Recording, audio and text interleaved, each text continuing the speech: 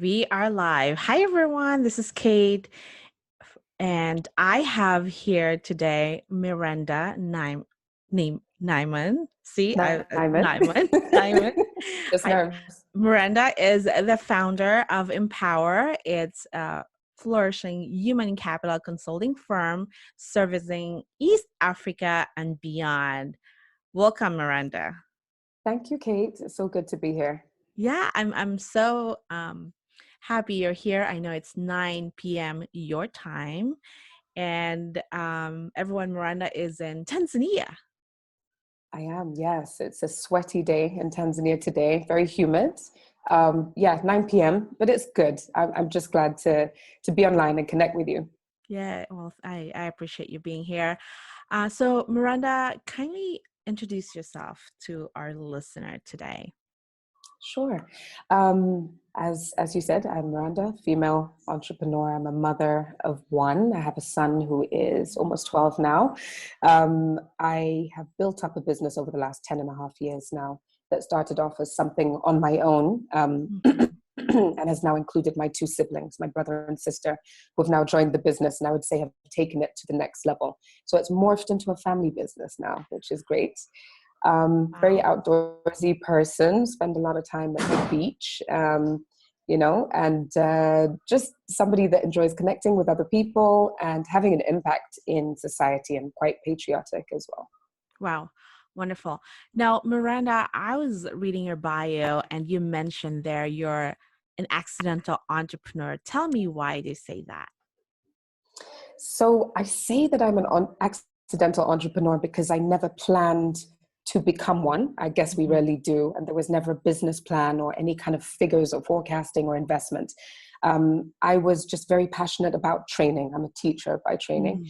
and being able to help people grow and realize their potential. And that kind of grew into a business. It snowballed.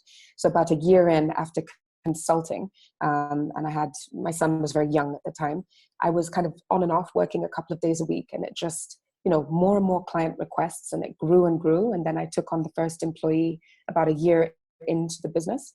And from there, I mean, literally have not looked back, have not stopped. I thought I would have more time, Mhm. and that, that was my key motivation, was to have more balance between family and work. Sometimes, as you know, as an entrepreneur, it slides in the opposite direction. So thankfully, with the current pandemic, it's slid right back the other way. Wow, wow. Well, now, Miranda, I want to dig down into that story of switching from being a teacher to getting a clients, and you're scaling it, and now you built it a multi-million dollar business. I met you through EO. And Yes. so, Miranda, what was the city or town you grew up in like? So I grew up in Dar es Salaam, which is the commercial capital of Tanzania, and it's on the coast.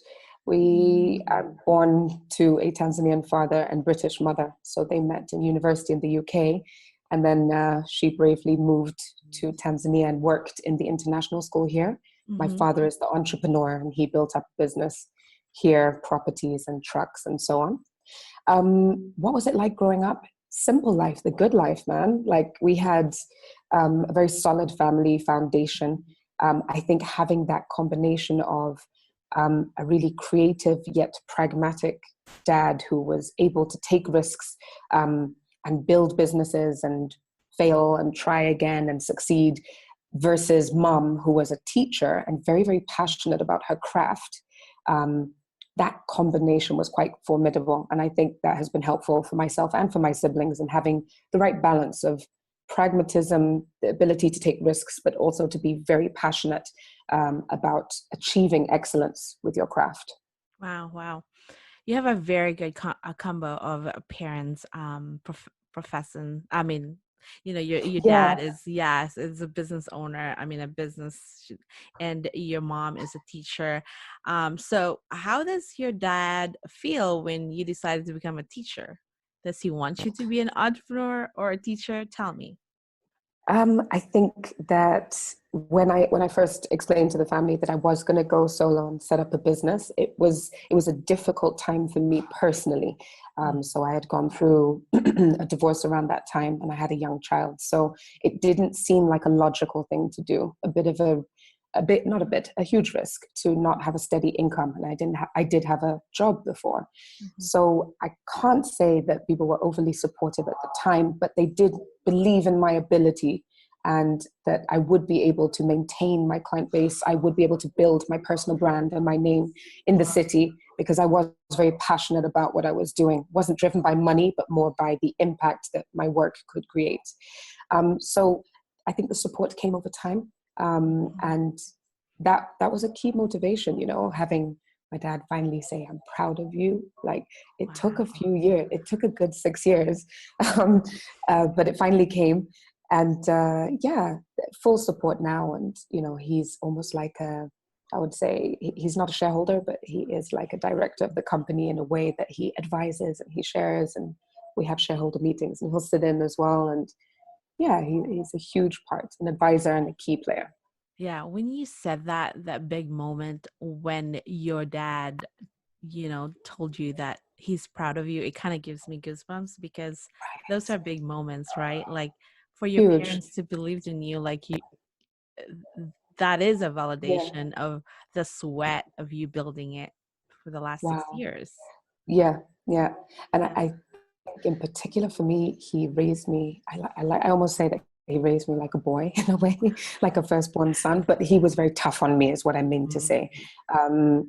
He used to tell me that I could do more, be more, achieve more, and was never satisfied. And so that drove me, I think, to excellence, indirectly. So to hear that, you're right. It's very moving. Yeah. All right. Tell me, what are the best memory in your childhood and the worst?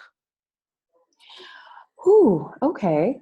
Um, if I go back to, I would say, age, I was probably about 7 years old. The Hmm. best memories that I have are when my parents were really kind of fighting to build up a life. And we lived in a very rural area, or rural part of Dar es Salaam.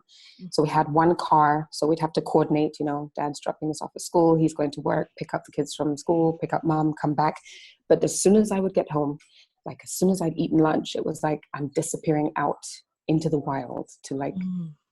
play in abandoned buildings. And like they would have to come and look for me when the sun was going down. Like, have you seen our kid? It was those days of just being outside and playing hide and seek and Hmm. like chasing cows. I mean, there were cows and snakes everywhere where we grew up. um, those are the memories that are really powerful for me, and I almost feel sorry that my son doesn't have them, because Hmm. it's a totally different era.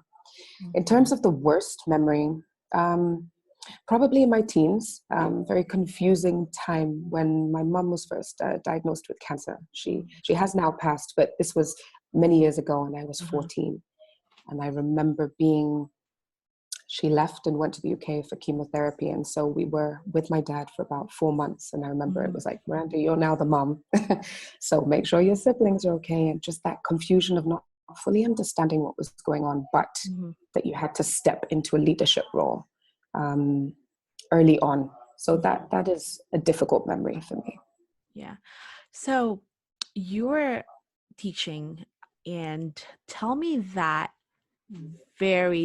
day when you decide to start your own business. What was in your head? So I come back to the accidental Hmm. term, because I kind of resigned from my job knowing that I'd Hmm. stay home for 3 months, and that I was going to consult and do bits and pieces. And, Miranda, can you come and do a public speaking course? Yeah, sure, I can do that for a day or two. And it just built up from there. I think the moment of intent came when I registered the company. And that was probably 6 months after, consulting and realizing, do you know what? I have way more time. I can earn far more and still be a present mother Hmm. and build something. Perhaps even more so when the first employee joined. I think that's when it got really real. And it wasn't somebody that I went to look for. It was somebody that said, "I believe in your vision. I want to Hmm. work with you. I know that you're going to build something and I want to be part of it." So my first employee was really crucial. And I think that was the point where I said, right, I'm not a lone ranger. I'm not a consultant. It is a Hmm. company. And now we need to build those foundations and values and have more strategic direction. And yeah, it just kind of grew from there. Wow. No, Miranda, do you still remember your initial investment? How much did you invest? So you probably won't believe this, but there wasn't any at all, literally zero base. Um, Actually, one of my proudest things is that we've never had any investment, no bank loan, nothing. It just started with me on a laptop, and just as I would earn fees, client fees, I'd buy another piece of equipment, and then I'd buy a desk, and then I'd moved out of my bedroom and rented an office somewhere, and then two rooms, and then knocked through it just, it's been very organic, Kate, like Wow. bit by bit, just keep reinvesting in the business. Wow. Yeah. That's amazing. Now, how long it took you to reach the $1 million revenue? 4 years ago. So that would be 6.5 years into the business. Wow. And And go on. no, and were you surprised or not at all? You expected it. Like what was your reaction when you Hitting that mark, I think, was a moment of affirmation that clearly we're doing something right. People want our services because we have a recruitment agency. We do a lot of learning and development. We do team building and strategy. People want and need our services. So there was a huge demand in the country. And then Mhm. we started to see ourselves shift within the market from kind of position 4 or 5 up to 1 or 2, and, becoming the market leader eventually. So yeah, huge moment. And I think that's also when I joined EO. So that's a defining moment. I felt like I'd reached the ceiling of sorts and didn't know what else was out there. Mhm. And I was a complete slave to the business. Of course, I was not working on it. I was absolutely in it. Mhm. Still am, but not as much. And I think the EO moment was pivotal, in terms of changing the way the business was managed and how I handle my own life as well. Wow, wow. And Miranda, what are the challenges that you've overcome as running? You started your own, and tell me. Oh, where do I start? So many. As you know, we have all the usual things, managing our cash flow, employee issues, and, when things go wrong, if an employee steals from you and all those things, but also the Mhm. personal things, getting Mhm. through parenting. My son has ADHD, so that's a challenge as Mhm. well. So um, being in our society is quite a patriarchal society. So being a divorced woman, single mother in our Tanzanian society is a thing. And uh, what else can I say? Also, losing my mother, which was Oh, sorry. quite pivotal as well, which was 2014. That was really difficult. I would say the business almost came to its knees. I Mhm. drained a lot of resources there. So there've been lots of challenges.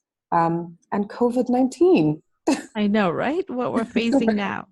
Right. This is like a challenge and a blessing wrapped into one. Yeah. There are days that I wake up and I'm like, I actually quite like this. Like, I could get used to this. And then I'm like, oh Mhm. my gosh, we've lost 90% of our revenue. What are you thinking?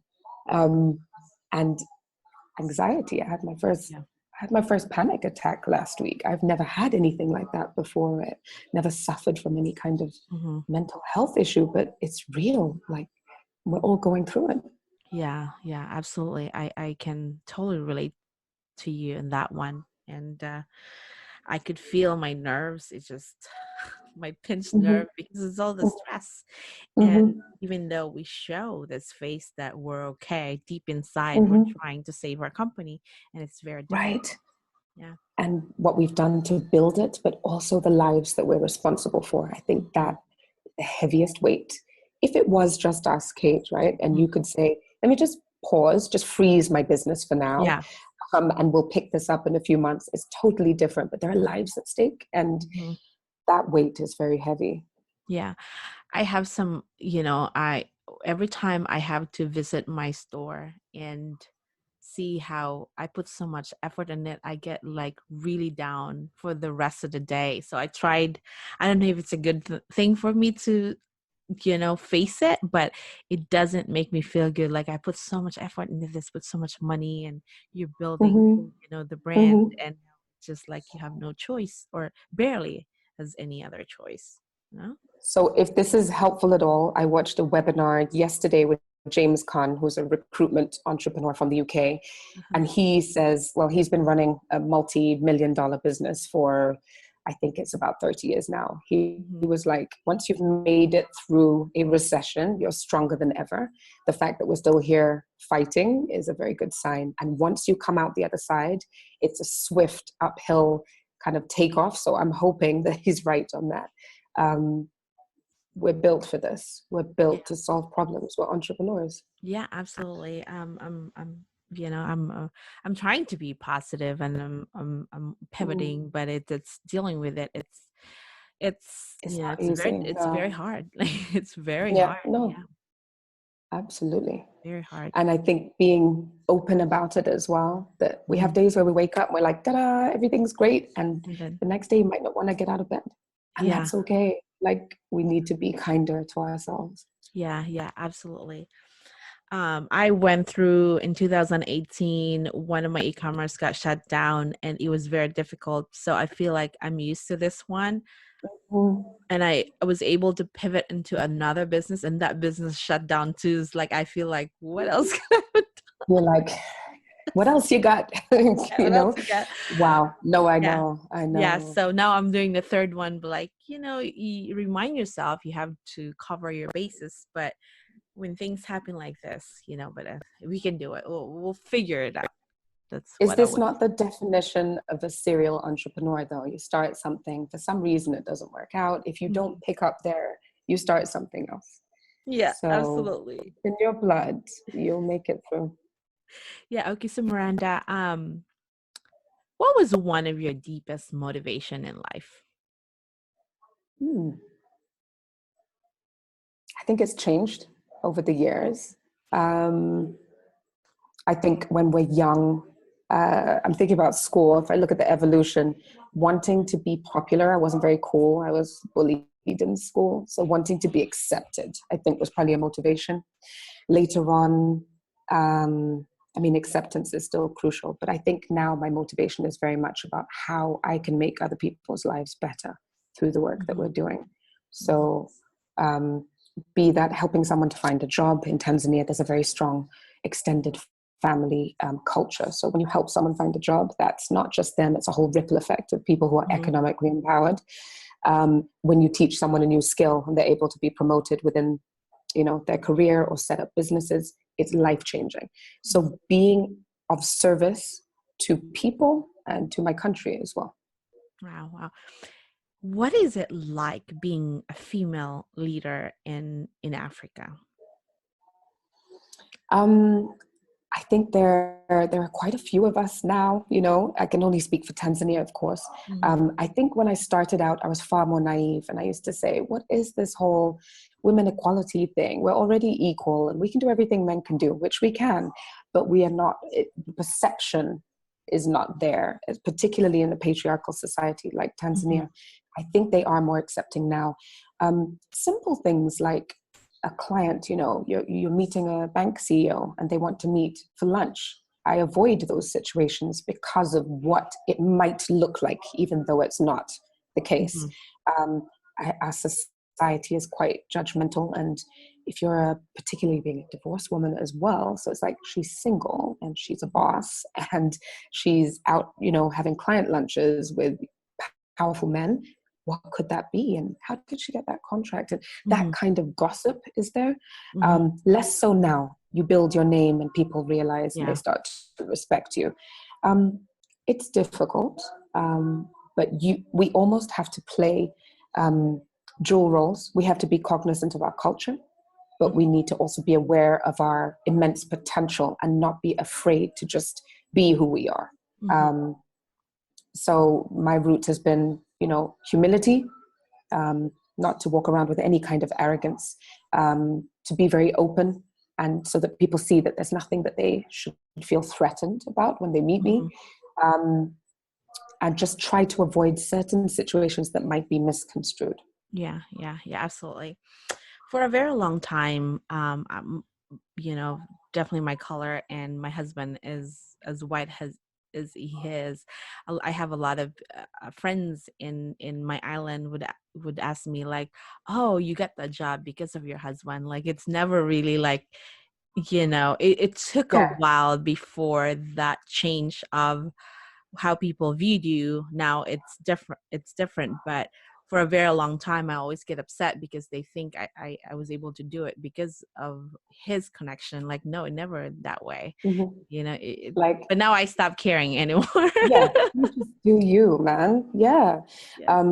Yeah, I can understand that. I can understand that. There's that racial kind of line as well. And even here, because I'm mixed race as well, that can also be a factor. Mm, So, um, it's like maybe the same thing. Maybe you got that job because you're not fully black, absolutely. you're mixed, and therefore, I mean, that's a whole other interview, to be honest. We Yeah. could do one on race. Race, yeah. And Miranda, can you name a person who has had a tremendous impact on you as a leader? There are many. There are many. I'm trying to think of one example. I'm going to pick somebody that probably wouldn't even be aware that they've had Mhm. an impact on me, and that is a client of mine who was working for a large multinational in the shipping industry. Um, I now look back and I say this person was a mentor, but at the time I didn't realize it. But I used to ask him those what if questions. What would you do if this happened in your business? Or how would you handle this employee situation? And I think he had a huge impact on me because he helped me to tame my emotions in a way. Mm. And he was far more, I would say, prudent, sober, and very analytical and calm. And he's taught me, even when I've done an MBTI, I used to be very much on the feeling side, and now it's Mhm. shifted the other way. Um, he's taught me to be far more calm and considered. Don't make a decision immediately. Oh, you're really Mm. upset that this happened. That's fine. And just try to hone my leadership skills a little bit more. So not lead with emotion, but rather with logic and empathy. So I would say he has had a huge impact on how I lead. In Wow. terms of, yeah, I don't, I haven't told him this. I might do that after this call. That's amazing. So lead without emotions. Say it again, if you can say it. So not to lead with your emotions, Hmm. but to lead with logic and empathy. That's powerful. I think so. Yeah, it's very powerful. And think back to a time where that that you felt transformed, and how did you change and why? I'm going to go for the obvious one. So 4 years ago, an email pops into my inbox. Would you like to come to an event? What is this entrepreneurs organization? I have no idea what it is. I show up at an event and listen to a speaker talk about exit strategy. I had never considered the idea of exiting or leaving my baby that I've built up over all these years. What are you talking about? What is an exit strategy? And that was the first time that I felt, right, there is a whole glass ceiling above. I thought I was already free as an entrepreneur, but there is so much more for me to explore up there with people across borders in an organization like EO. So transformation for me came and has continued to come over the last couple of years. I would say probably 2 years into EO, I started to see real effects, Hmm. increased revenue, changes in the way that the business is being managed and the way I manage my life and how I've become more open.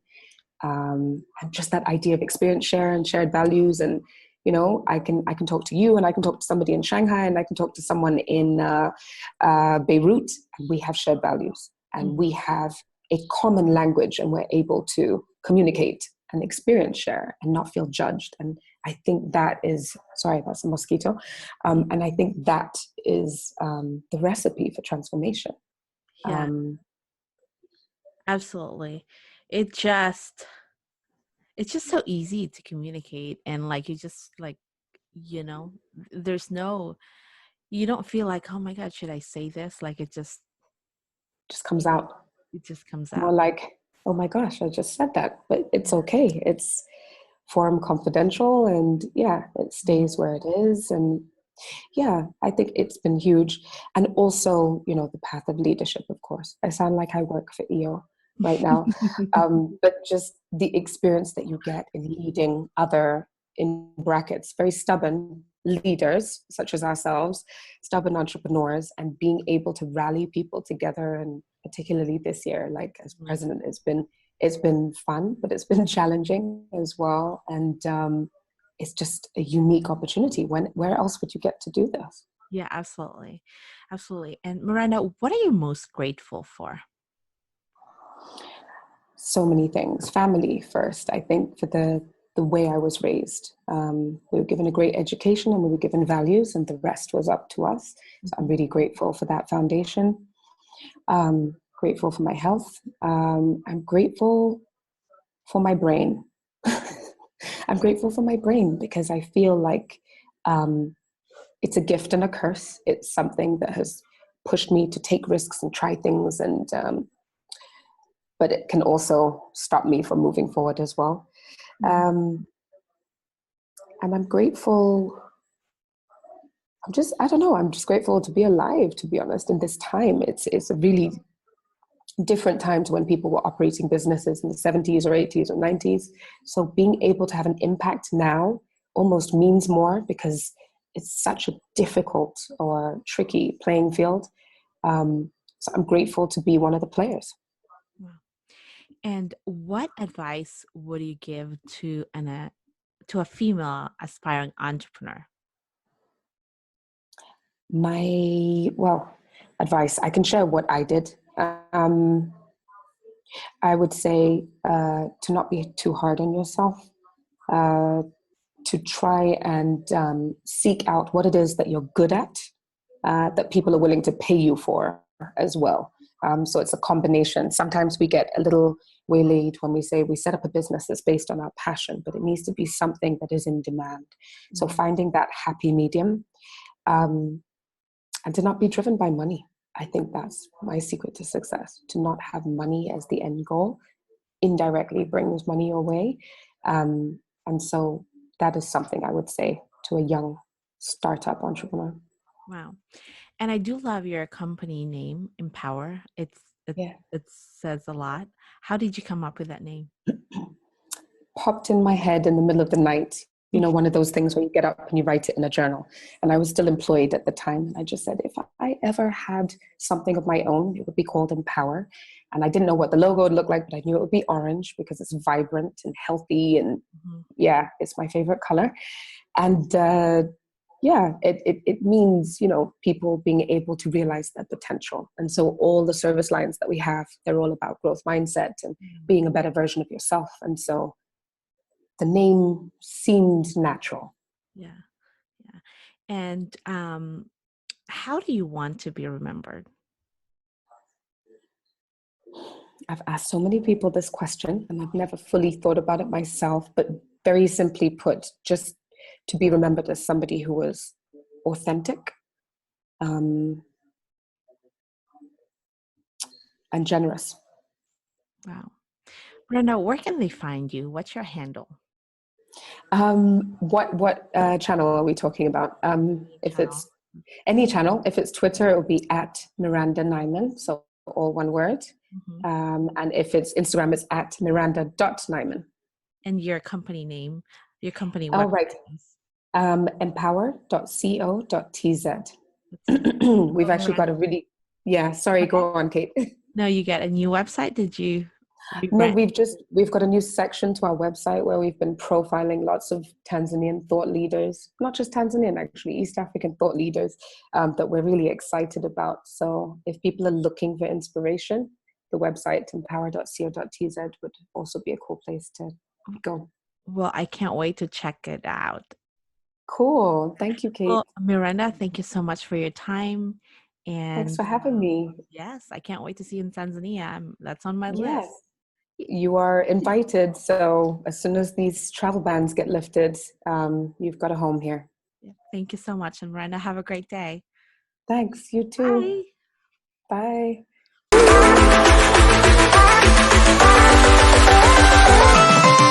Bye.